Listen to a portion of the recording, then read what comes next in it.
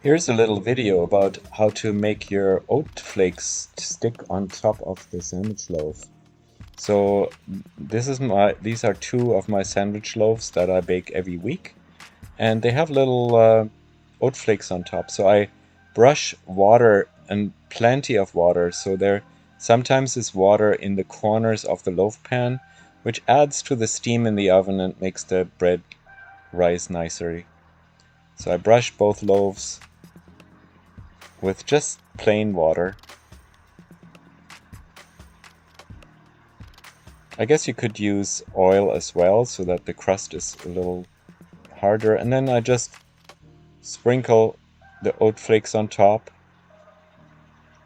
and they stay.